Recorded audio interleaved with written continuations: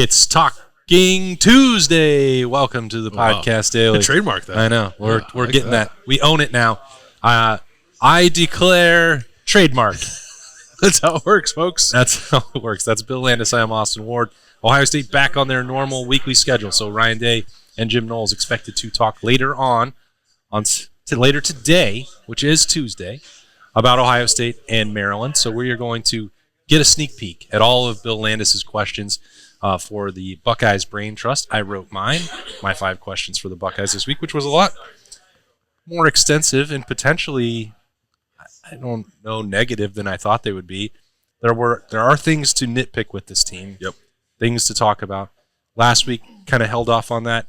Did understand that celebrating a win over an undefeated team on the road in that fashion deserved a little bit of breathing room. But there are some things on my mind about Ohio State that it needs to perhaps address before winning the Big Ten or a national championship. So I wonder where you will begin today. I like that you use the word sneak peek to describe what we're about to do, because I legitimately want to ask about quarterback sneaks. Ooh! And I'm regretting I did not ask Kyle McCord about it last week when we talked to him, and I wish I would have, to just get an idea of like his comfort level with doing those things. I think that's part of the equation, but it goes to the point of short yardage, right, which I know you wrote about in your written questions, but it just seems so simple, and maybe that's because I'm an Eagles fan and I watch the Eagles so much that they make it look automatic, although they almost didn't get one on Sunday. But I'm watching teams across college football do it more importantly. I watched Penn State do it several times the other day against Northwestern. I watched, was it Washington State last week, score a touchdown on a quarterback sneak and they're just pushing people across the line. The same thing the Eagles are doing. It is within the rule book. I don't know why you don't do it. Ohio State, I don't think, has ever really done it that way. They've done more of the bluff to the sideline, like, I don't know what the play is, let me get under center. Speed sneak. Oops, we snapped it. And is that what they call it? They call it the speed sneak? That's what I'm calling it. I like that. That's a good name. But, I mean, for as simple of a play as it is, you can run it a few different ways. And Ohio State hasn't tried it in a while. I plan to do this, and I apologize to our viewers and listeners for not having done this already. I'm going to go back through like every instance of 3rd and 1 and 4th and 1 during the Ryan Day era to see like what they did and how many times they've done a quarterback sneak, because we know they did it with Justin, very famous one in the Fiesta Bowl against Clemson. I don't believe they've done it since Justin has left. I could be wrong, but I think that's the case. I don't remember CJ sneaking. Yeah, it's a comfort thing with a quarterback again, but it just seems like something they need to add to their arsenal as they try to figure out how they're going to get a yard when they need to get a yard. I don't think that's the answer to their red zone questions, because I don't think you want to be sneaking in on the goal line and having the ball across the plane, whatever. Mm-hmm. But when it's 3rd and 1 or 4th and 1 in the middle of the field, I think you'd like to know that you can get that via that play. So I want to ask Ryan Day about it. I also want to ask Jim Knowles about it too. Like, what is the difficulty in stopping or not stopping a play like that? Man, they looked really good against the QB sneak that Notre Dame tried. Right, I mean, that great. It was fun to break that down on Buckeye Q last week with Zach Bourne. Like, the 4 defensive linemen were packed in there. They submarined below the pads. Tommy Eichenberg flew over the top like Superman. And then you had Sonny Styles and Lathan Ransom filling to the gaps on the outside, and a huge hit. Like, it's not easy to stop. That's, again, why the quarterback sneak has been used for as long as I've been alive, since a lot longer, since the game started. So it has its usefulness. Was it the Penn State that tried that with Aller from like the 3? It was like, maybe that's not the answer. Yeah. Oh, well, the thing that is funny about that is, like, if you think back to the Justin Fields days, I want to say they average like 3 yards per play on quarterback sneaks, so you can get more than a yard. But yeah, I'm not trying to. It's not my short red zone play. I guess I'll put it that way. But I don't think there's any harm in trying to do it at other places. When 3rd or 1 and 4th or 1, like, it is actually, it's more difficult than I think we want to give offenses credit for or benefit of the doubt for, because defenses know there's only so many things you're probably willing to try in those situations. But to not try the sneak, I think, is a little silly, especially in a world where Ohio State already goes under center so much anyway. It just seems like a relatively simple thing that they could do that, for whatever reason, they're not doing or have not done yet to this point. So I want to pick Ryan Day's brain on that. So you want to pack it in and get some sneaks, and I'm out here advocating for chucking it all over the yard. Well, that's fine too. That works too. I like a 15-yard pass on 4th and 1 as an next person. Well, you know what you can do? You can also spread it out and leave Marvin and Mecca on the field, and then still sneak from there without necessarily going full tush push, which I'm not sure that I love the name of that play. But I like it. I'm not sure yet. Yeah. I don't know how it caught on so quickly that's what everybody's. It did catch on fast. I was like, wait, we're calling it that now? Oh, okay. Yeah. Oh, it rhymes. It's nice. Yeah. Rhymes are important. All right, so that's where we're starting. Quarterback sneaks, short yardage. I want to see some more from the passing attack down there personally. I think that's the solution when really it feels like they've tried just about everything short of the sneak when you're putting in Caden Curry as a fullback, when you're adding Luke Montgomery and then playing, 3 tight ends. Like, all right, adding more beef to the equation hasn't solved it. Right. And then when they scored, yes, Notre Dame had 10, but Marvin and Emeka were still on the field, and you have to honor that and be worried about the threat of the pass. And I think that's just has to be part of the equation as well. Yeah, I think it does. I think the more they lean on their sort of base personnel, the better in all facets of offense. Which is another question. We'll see if it gets asked. I don't know. Maybe I won't have the opportunity to ask it, but I am continually curious about like where they're going with the passing attack, which is I think we talked about it a little bit on the Monday Daily. Like, was there anything from the third downs or the 2-minute drill that was instructive about the way that they want to utilize Kyle McCord and these receivers moving forward? Because, as much as I think they pretty clearly think the tight end is a position of strength for them, I'm not necessarily saying that it's not. I just don't think it's as much of a strength as receiver. And they did get away from playing 12 personnel. They did not play it much at all against Notre Dame. It was pretty rare. It was mostly in short yardage. So is that where this is trending? More 11 personnel, more spread out, more quick game, that kind of stuff, more RPOs. Like I don't know. And I guess the only real answer we'll get to that will come on Saturdays. But when Kyle McCord is as good as he was at the most pivotal moments of that game, sort of doing similar things that maybe running a little bit counter to what Ohio State had been trying to do previously, that to me seems like something you want to build off of, but I don't know if Ryan Davies it the same way.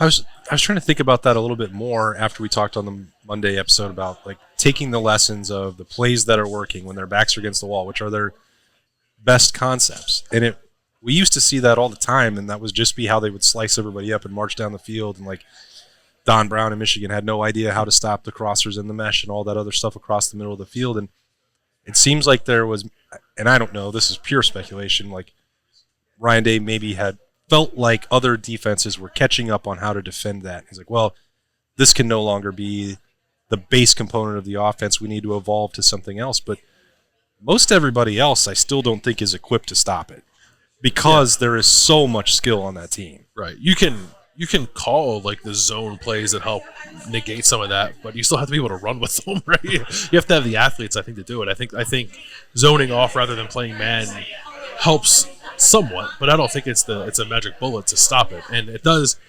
It felt like from 2018 to like the middle of 2019, there might have been maybe an overcorrection in some of and getting away from some of that. I think part of it too is the quarterback strengths, right? I think Justin Fields is just much more comfortable bombing that thing down the sideline and letting receivers go make plays. Maybe he was diagnosing the middle of the field and hitting guys in stride. Dwayne was great at that. I think that's probably Kyle McCord's strength. I don't want to say that definitely because I think we need to watch Kyle more.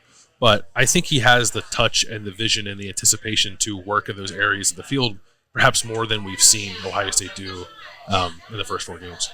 Anything else on offense on your mind? No, I think we're like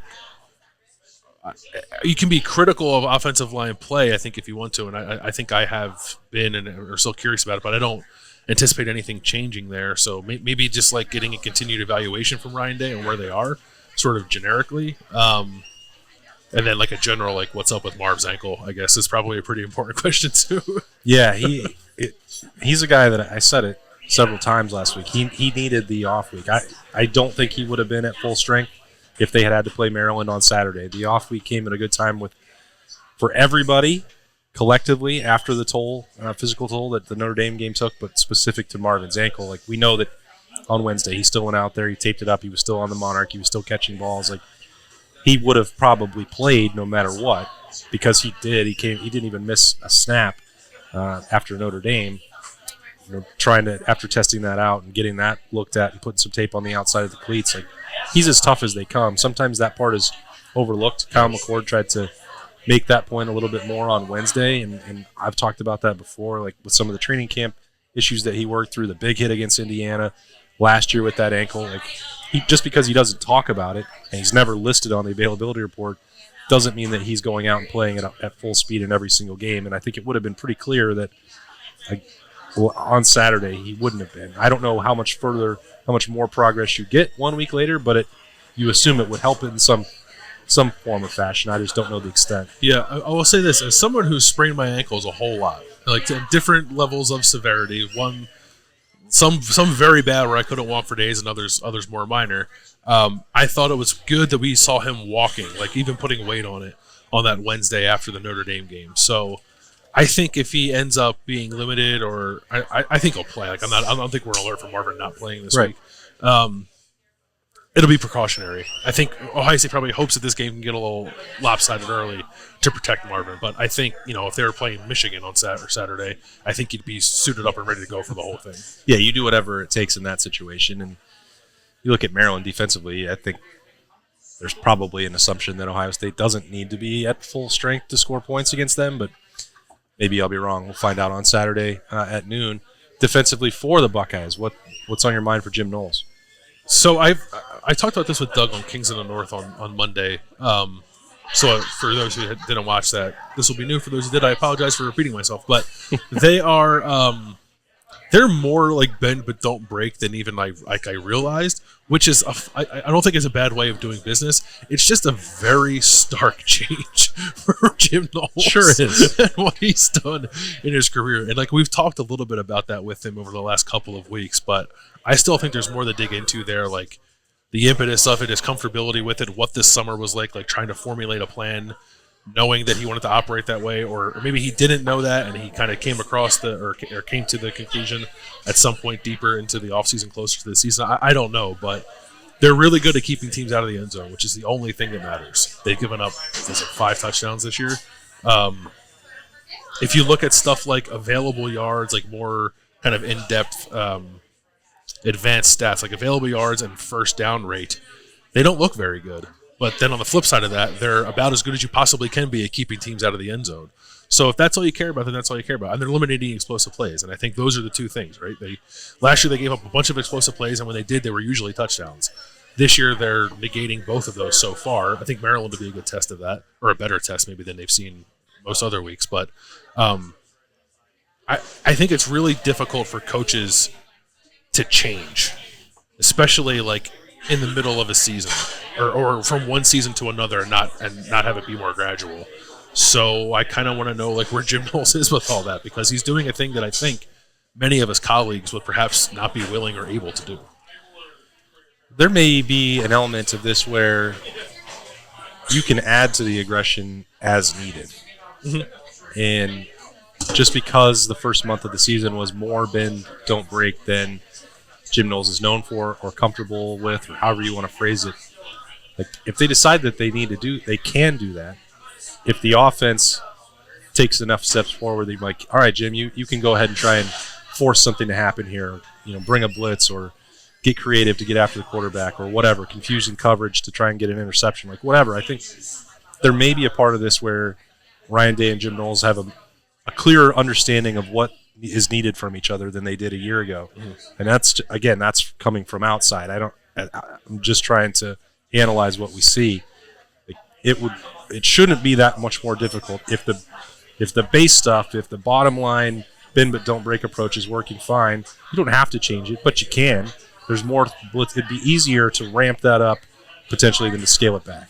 Yeah, I think that makes sense. I also think too that this is, if you think about what Ohio State did defensively Ryan Day's first year as head coach, now it gets twisted a little bit because Chase Young was so good, but the way that they played defensively was keep everything in front of you, don't give up explosive plays, try to keep the other team out of the end zone, and don't be over aggressive to the point of exposing yourself where all of a sudden the offense is in a track meet that they don't really want to be in. They weren't really capable of that really every year after 2019 until probably last year.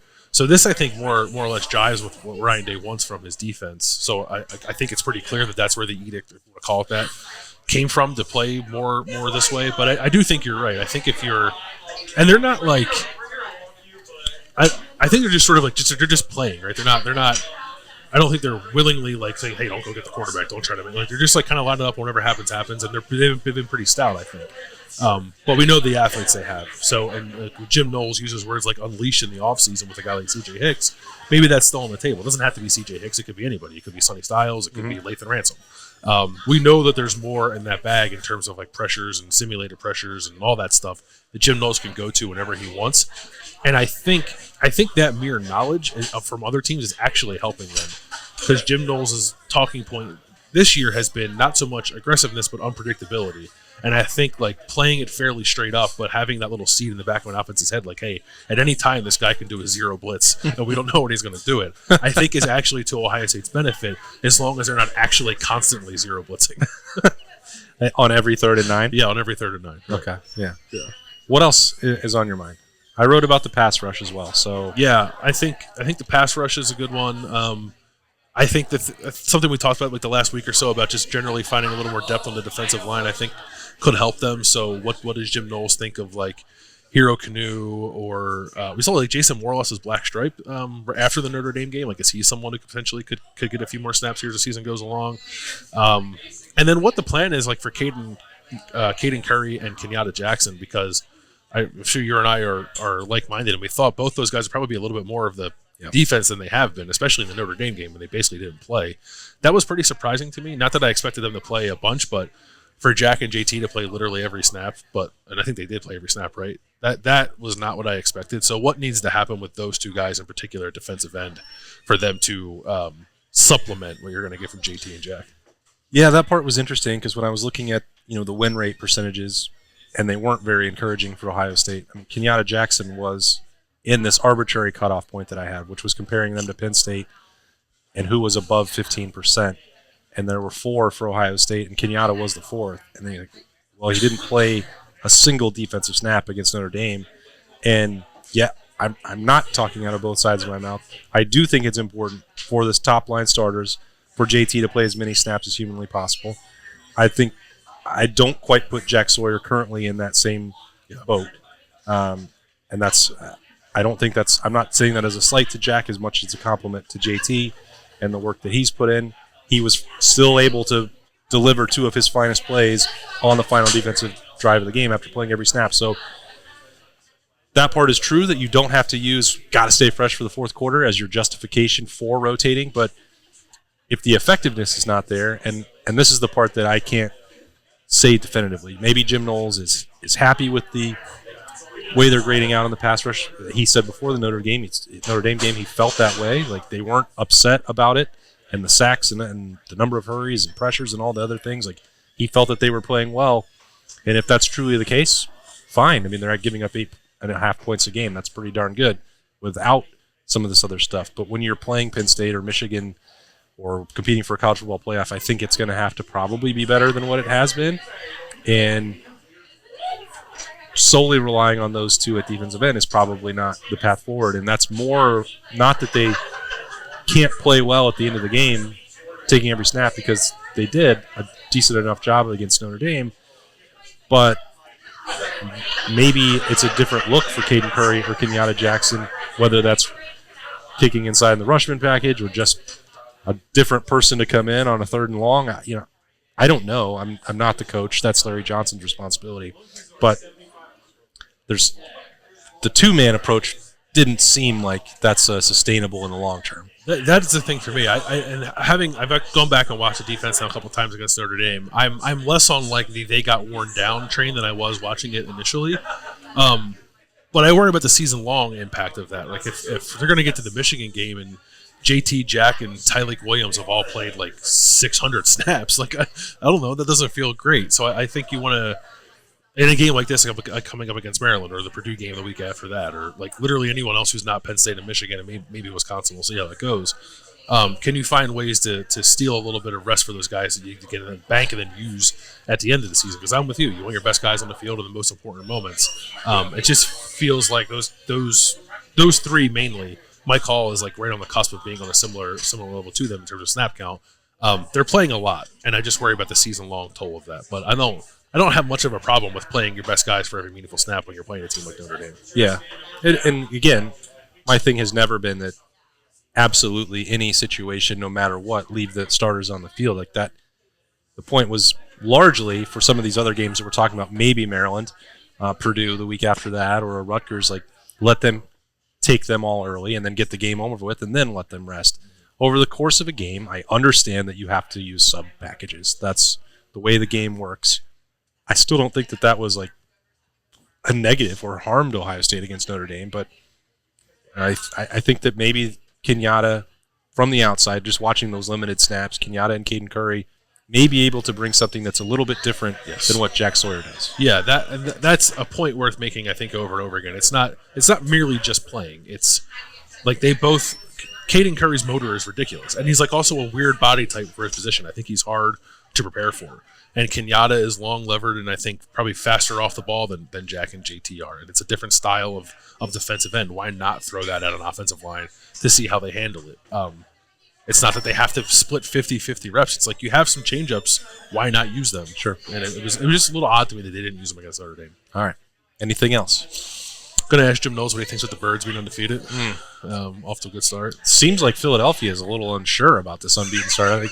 Are they being held to like a different standard than everybody else this year, or what? It does. I feel like when I watch the Eagles, I feel like the discourse is like the Ohio State discourse. It's like, yeah, you won, but why didn't you win by more? It's like, oh.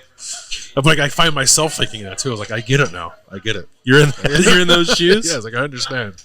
But what do you have to do? You win every game. Yes. I mean, yeah. And it doesn't even count as much in the NFL. Like, you don't have to win every game.